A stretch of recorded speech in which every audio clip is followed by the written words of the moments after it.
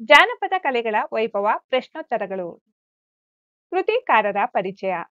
ಪ್ರಕೃತ ಜಾನಪದ ಕಲೆಗಳ ವೈಭವ ಜಾನಪದ ಗದ್ಯ ಭಾಗವನ್ನು ಮೈಸೂರು ವಿಶ್ವವಿದ್ಯಾನಿಲಯದ ಕುವೆಂಪು ಕನ್ನಡ ಅಧ್ಯಯನ ಸಂಸ್ಥೆ ಪ್ರಕಟಿಸಿರುವ ಜಾನಪದ ವಿಷಯ ವಿಶ್ವಕೋಶ ಮತ್ತು ರಾಷ್ಟ್ರೀಯ ಮಾಧ್ಯಮಿಕ ಶಿಕ್ಷಣ ಅಭಿಯಾನ ಹೊರತಂದಿರುವ ವಿಷಯ ಸಂಪಾದೀಕರಣ ಸಂಪನ್ಮೂಲ ಸಾಹಿತ್ಯ ಕನ್ನಡ ಭಾಷೆ ಕೃತಿಯಲ್ಲಿರುವ ಸಂಪನ್ಮೂಲದ ಆಧಾರದಿಂದ ಈ ಗದ್ಯ ಭಾಗವನ್ನು ನಿಗದಿಪಡಿಸಿದೆ.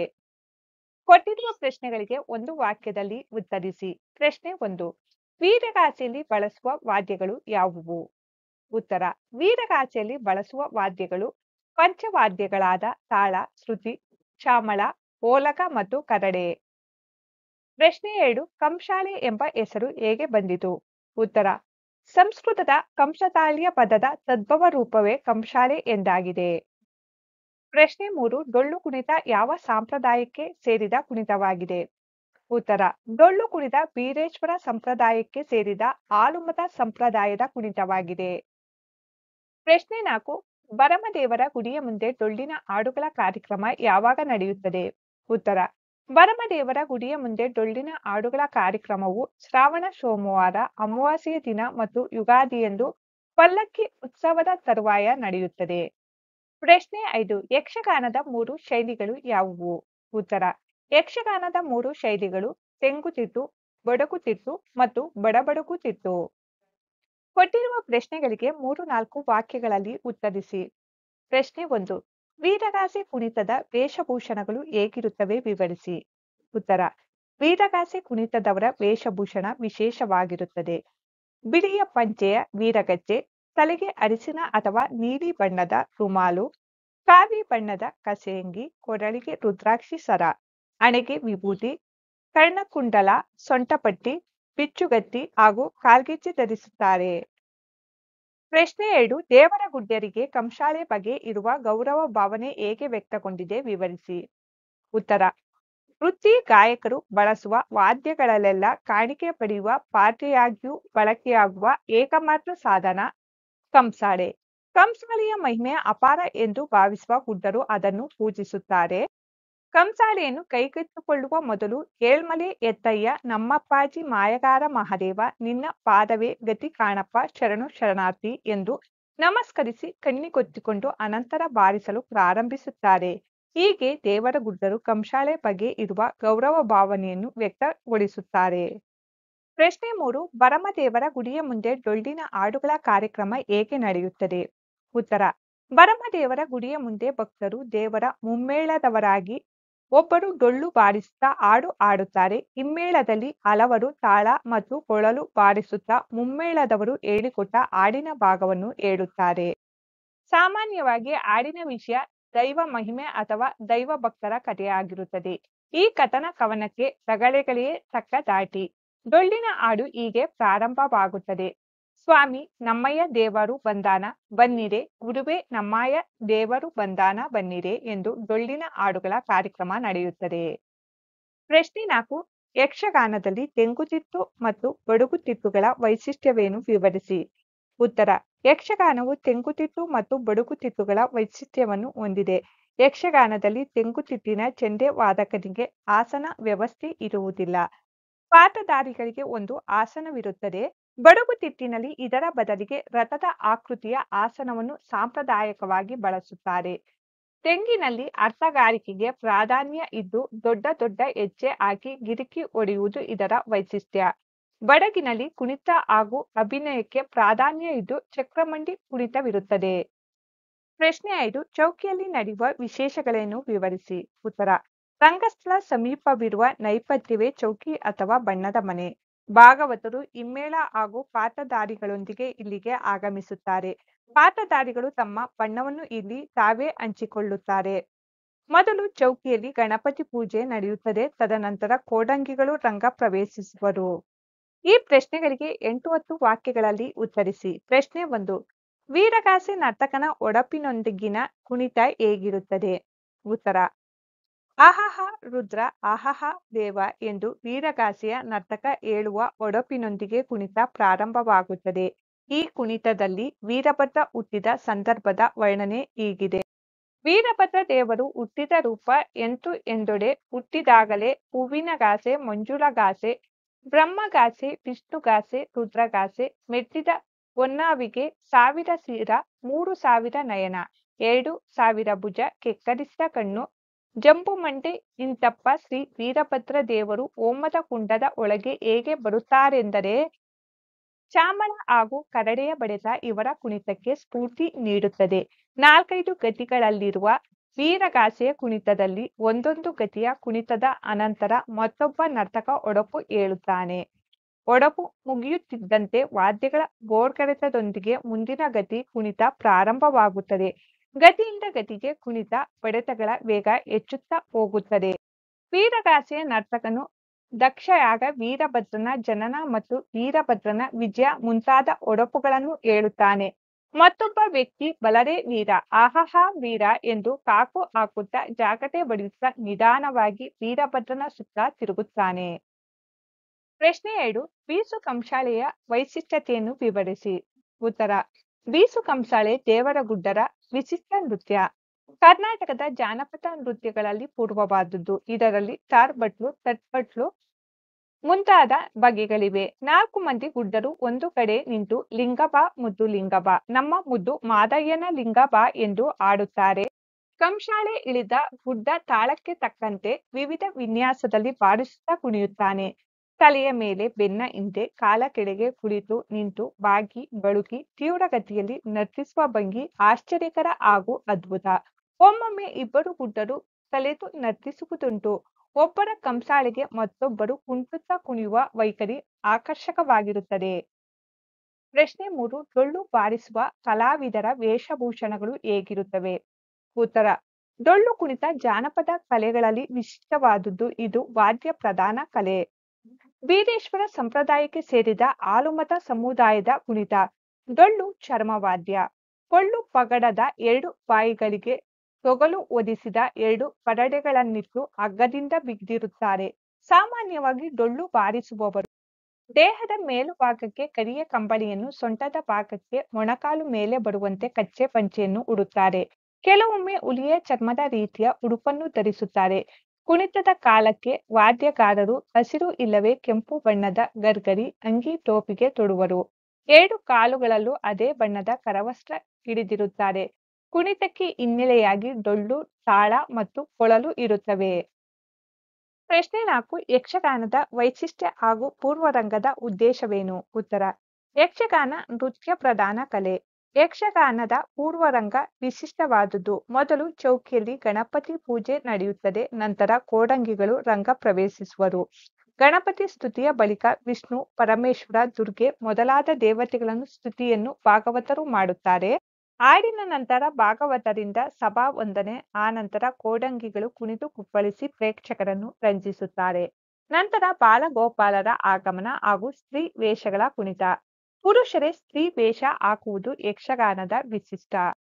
ಯಕ್ಷಗಾನದ ಪೂರ್ವರಂಗ ಎಂದು ಕರೆಯಲಾಗುವ ಬಾಲಗೋಪಾಲ ಸ್ತ್ರೀ ವೇಷಗಳ ಉದ್ದೇಶ ಮುಂದಿನ ಕಥಾ ಪ್ರಸಂಗಕ್ಕೆ ಪ್ರೇಕ್ಷಕರನ್ನು ಮಾನಸಿಕವಾಗಿ ಅಣಿಗೊಳಿಸುವುದೇ ಆಗಿದೆ. ಪುನಃ ದೇವತಾ ಸ್ತುತಿ. ಅದಾದ ನಂತರ ಅಂದಿನ ಪ್ರಸಂಗಕ್ಕೆ ಸಂಬಂಧಿಸಿದಂತೆ ಒಡ್ಡಲಗ ಪ್ರಾರಂಭವಾಗುತ್ತದೆ. ಪಾತ್ರಧಾರಿಗಳು ಭಾಗವತರಿಗೆ ಅನಂತರ ರಂಗಸ್ಥಳಕ್ಕೆ ವಂದಿಸಿ ಕುಣಿದು ತಮ್ಮ ಸಾಮರ್ಥ್ಯ ಪ್ರದರ್ಶಿಸುತ್ತಾರೆ. ಸಂದರ್ಭ ಸಹಿತ ಸ್ವಾರಸ್ಯವನ್ನು ವಿವರಿಸಿ. 1. ಆಹಾಹಾ ರುದ್ರ ಆಹಾಹಾ ದೇವ. ಆಯ್ಕೆ. ಪ್ರಸ್ತುತ ವಾಕ್ಯವನ್ನು ಜಾನಪದ ಕಲೆಗಳ ವೈಭವ ಎಂಬ ಗದ್ಯಭಾಗದಿಂದ ಆಯ್ದುಕೊಂಡಿದೆ. ಸಂದರ್ಭ. ವೀರಗಾಸೆ ಕುಣಿತ ಒಡಪಿನೊಂದಿಗೆ ಹೇಗೆ ಪ್ರಾರಂಭವಾಗುತ್ತದೆ ಎಂದು ವಿವರಿಸುವ ಸಂದರ್ಭದಲ್ಲಿ ಈ ಮಾತನ್ನು ಹೇಳಲಾಗಿದೆ. ಆಹಾಹಾ ರುದ್ರ ಆಹಾಹಾ ದೇವ ಎಂದು ವೀರಗಾಸೆಯ ನರ್ತಕ ಹೇಳುವ ಒಡಪಿನೊಂದಿಗೆ ಕುಣಿತ ಪ್ರಾರಂಭವಾಗುತ್ತದೆ. ಈ ಕುಣಿತದಲ್ಲಿ ವೀರಭದ್ರ ಹುಟ್ಟಿದ ಸಂದರ್ಭ ವರ್ಣನೆ ಮಾಡಲಾಗುತ್ತದೆ. ಸ್ವಾರಸ್ಯ. ವೀರಗಾಸೆಯ ಹೆಸರಿಗೆ ತಕ್ಕಂತೆ ಉತ್ಸಾಹ ತುಂಬಿದ ವೀರತನದ ಮಾತುಗಳಿಂದ ಕುಣಿತ ಪ್ರಾರಂಭವಾಗುವುದು ಸ್ವಾರಸ್ಯವಾಗಿದೆ. 2. ಬಲರೆ ವೀರ ಆಹಾಹಾ ವೀರ. ಆಯ್ಕೆ. ಪ್ರಸ್ತುತ ವಾಕ್ಯವನ್ನು ಜಾನಪದ ಕಲೆಗಳ ವೈಭವ ಎಂಬ ಗದ್ಯಭಾಗದಿಂದ ಆಯ್ದುಕೊಂಡಿದೆ. ಸಂದರ್ಭ. ವೀರಭದ್ರ ವೇಷಧಾರಿ ದಕ್ಷಯಾಗ, ವೀರಭದ್ರನ ಜನನ ಮತ್ತು ವೀರಭದ್ರನ ವಿಜಯ ಮುಂತಾದ ಒಡಪುಗಳನ್ನು ಹೇಳುತ್ತಾನೆ. ಅದಕ್ಕೆ ಉತ್ತೇಜನ ನೀಡುವಂತೆ ಮತ್ತೊಬ್ಬ ಬಲರೇ ವೀರ ಆಹಾಹ ವೀರ ಎಂದು ಕಾಕು ಹಾಕುತ್ತಾ ಜಗಟೆ ಪಡೆಯುತ್ತಾ ನಿಧಾನವಾಗಿ ವೀರಭದ್ರನ ಸುತ್ತ ತಿರುಗುತ್ತಾನೆ ಎಂದು ಈ ಸಂದರ್ಭದಲ್ಲಿ ಹೇಳಲಾಗಿದೆ. ಸ್ವಾರಸ್ಯ ವೀರಗಾಸೆ ಸಂಪ್ರದಾಯದಲ್ಲಿ ಒಡಪಿಗೆ ತಕ್ಕಂತೆ ಕಾಕು ಹಾಕುತ್ತಾ ಕುಣಿಯುವವನಿಗೆ ಪ್ರೇರಣೆ ನೀಡುವುದು ಸ್ವಾರಸ್ಯಕರವಾಗಿದೆ. 3. ಏಳ್ಮಲೆ ಎತ್ತಯ್ಯ ನಮ್ಮಪ್ಪಾಜಿ ಮಾಯ್ಕಾರ ಮಹಾದೇವ ನಿನ್ನ ಪಾದವೇ ಗತಿ ಕಾಣಪ್ಪ ಶರಣು ಶರಣಾರ್ಥಿ.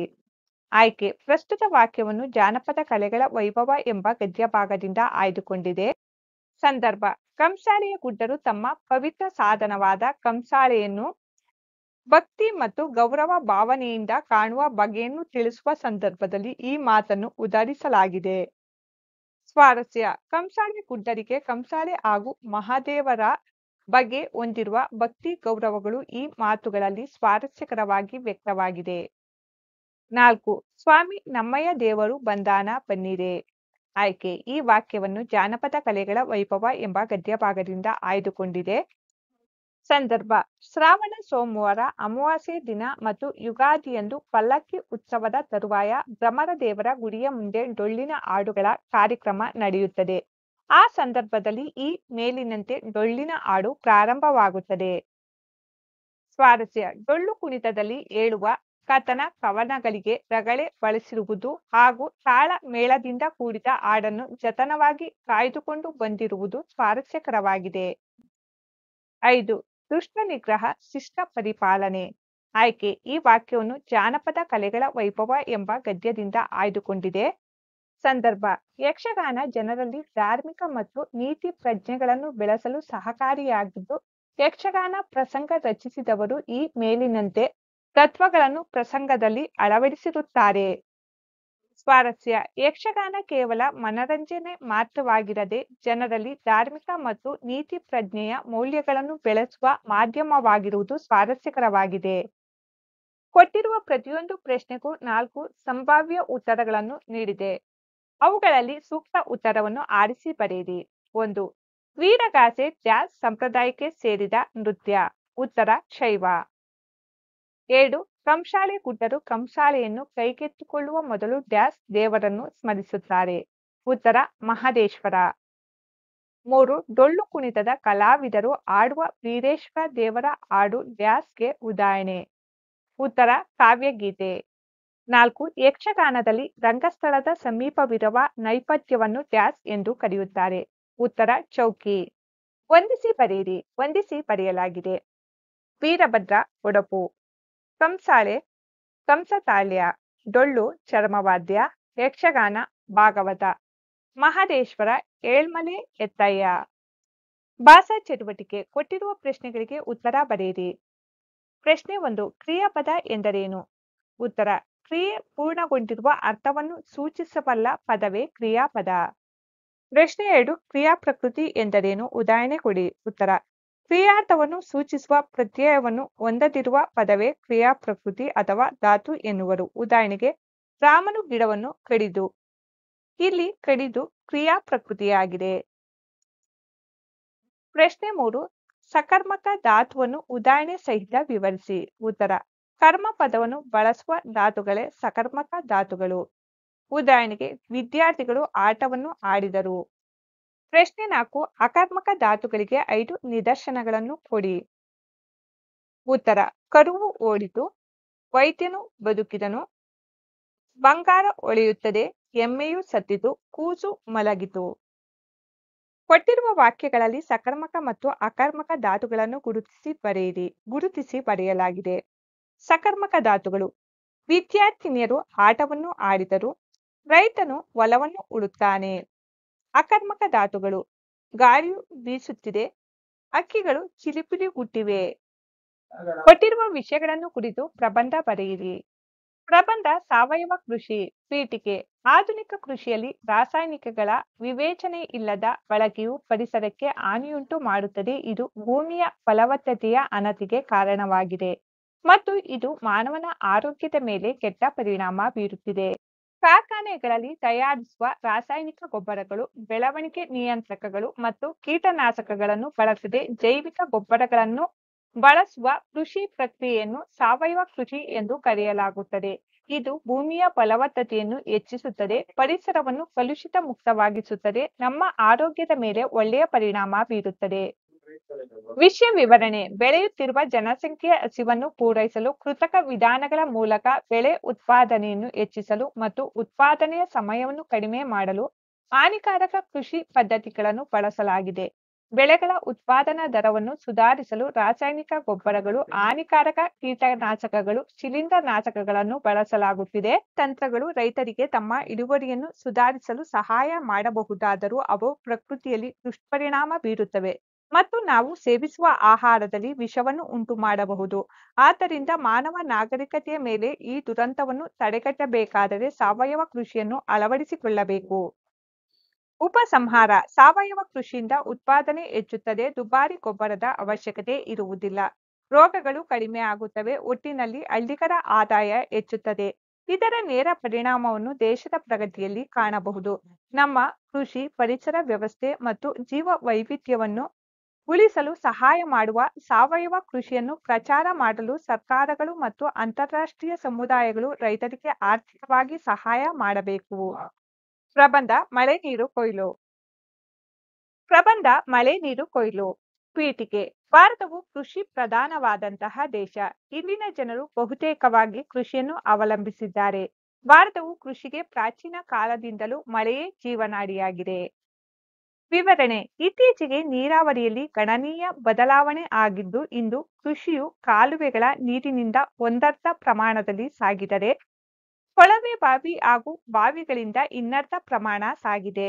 ಆದರೆ ಮಳೆಗಾಲ ಇಂದು ಗಣನೀಯ ಪ್ರಮಾಣದಲ್ಲಿ ಕಡಿಮೆ ಆಗಿದ್ದು, ಇದಕ್ಕೆ ಮಾನವನ ದುರಾಸೆ ಮತ್ತು ಸ್ವಾರ್ಥಗಳೇ ಕಾರಣ.